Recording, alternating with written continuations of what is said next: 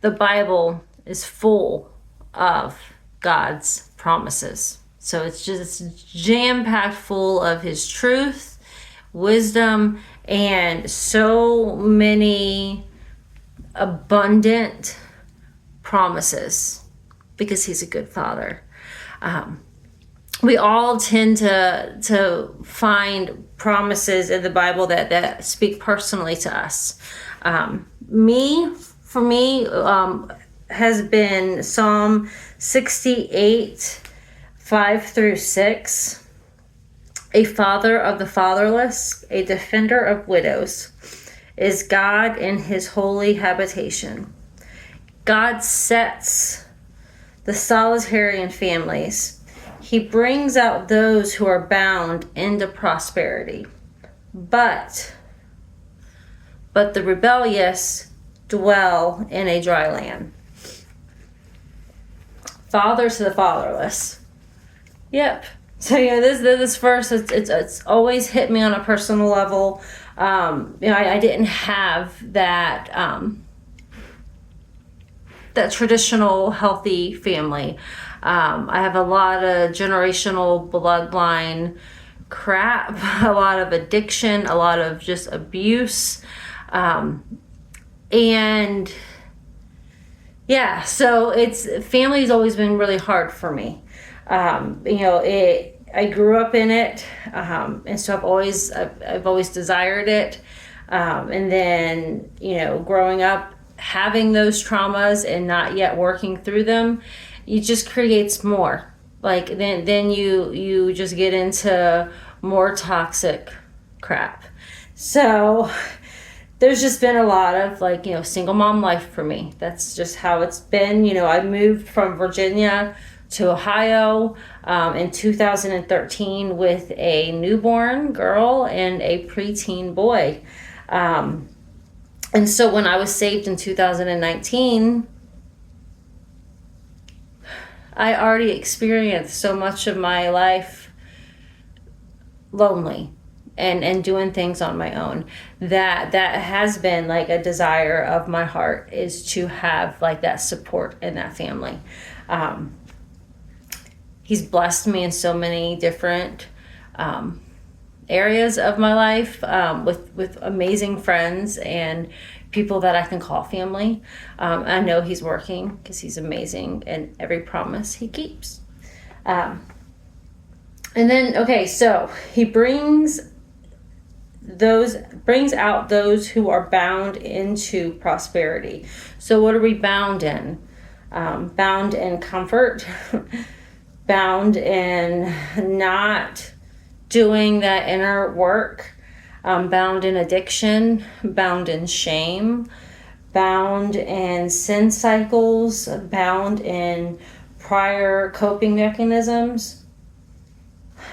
He can bring us all out of that, but we have to do the work too. So that's, identifying it and giving it to him. My big thing is I always ask, God, why do I do this? And then once he shows me why I do it, it makes it a lot easier to change things up, because a lot of the times it's not effective. Anyways, so he brings us out of that. But the rebellious dwell in dry land. So Isaiah 65:2 says, I have stretched out my hands all day long to a rebellious people who walk in a way that is not good, according to their own thoughts.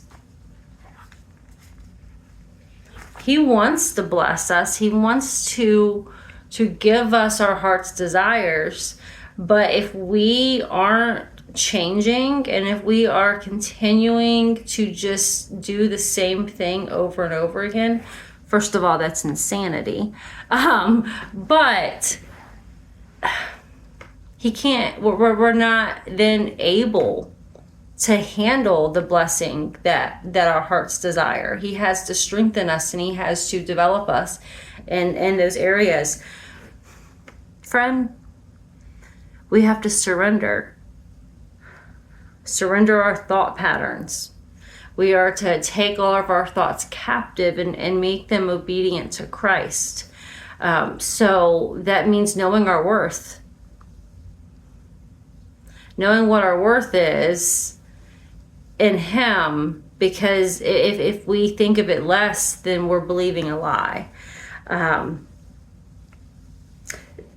Taking the step and changing past habits and coping mechanisms. So actually, communicating,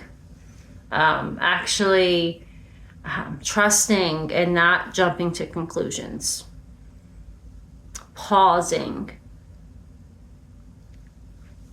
and then you trust Him. Trust Him. So, God created us, and He wants to bless us. He wants to answer these prayers. Like, He has these promises for us that He wants to give to us. And He knows our hearts. He knows the desires, and He knows our weaknesses. And He wants us to give up all of that to Him.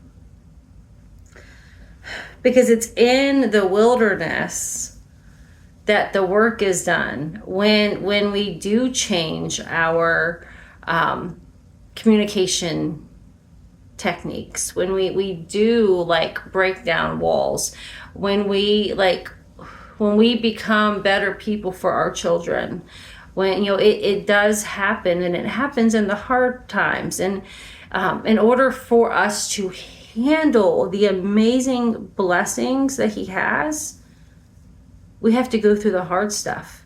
So I know for me, I've lived away from my family, very, very broken family, but I've lived away from them for about 12 years. And I've begun praying for a family for 7 years. If He would have answered that prayer back in 2019, 2020, 5 to 7 years ago, if He answered that prayer, 3 years ago, 2 years ago, if He answered that prayer, I would not have been able to be the woman and partner to actually manage it.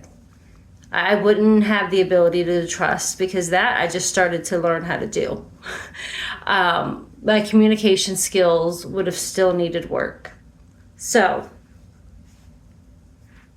I'm a work in progress, but I'm His work in progress.